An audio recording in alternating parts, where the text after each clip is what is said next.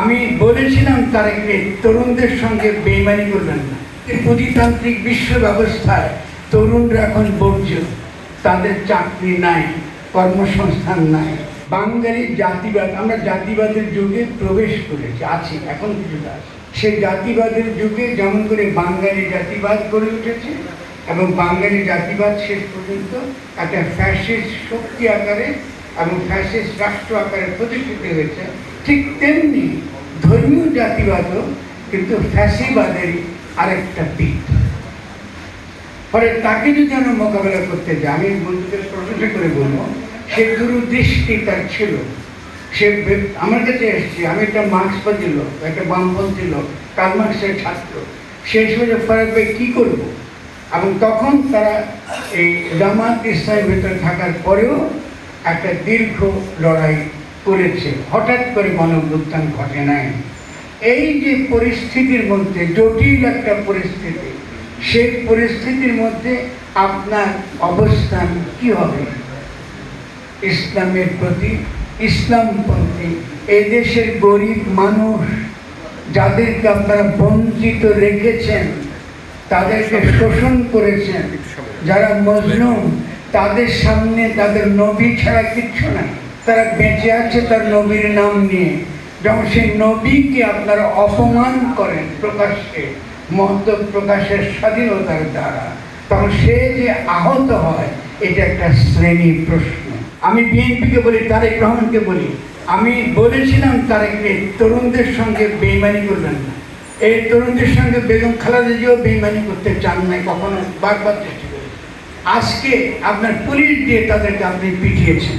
আপনি বৃষ্টির মধ্যে তারা ওখানে বসেছিল, যারা আমাদেরকে মুক্তি দিয়েছে, এবং সে যে মুক্তির তাৎপর্য কি, এটা পুরো উপমহাদেশ। আপনারা যদি সাক্ষী থাকেন, আমি যেদিন গণ-অভ্যুত্থান ঘটেছে তার কদিন পরে বলেছি, এই গণ-অভ্যুত্থানের তাৎপর্য বৈশ্বিক।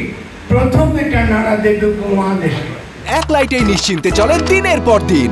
Walton emergency bulb, the best emergency bulb.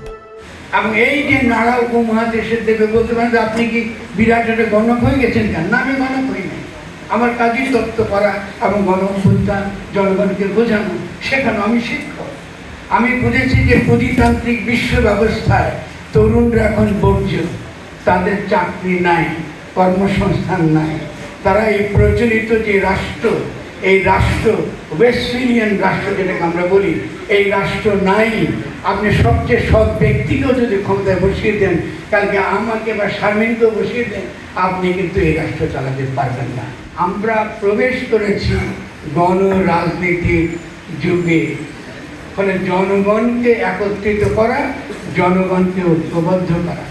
এর আগে আমি একটা কথা দীর্ঘদিন থেকে বলেছি, আমার বন্ধু আজকে যদি থাকতেন আমাদের এখানে, আদিলুর রহমান খান, আমি প্রায় তাকে বলতাম যে শুভ্র, গণ অভ্যুত্থান হোক যাই হোক, আমরা যে যুগে প্রবেশ করছি, এটা কিন্তু ওই কার্টোগ্রাফি, যেটা বলে কলোনিয়াল কার্টোগ্রাফি, মানে ব্রিটিশরা যে মানচিত্র এঁকে দিয়েছে, সে মানচিত্র মধ্যে এই লড়াই হবে না।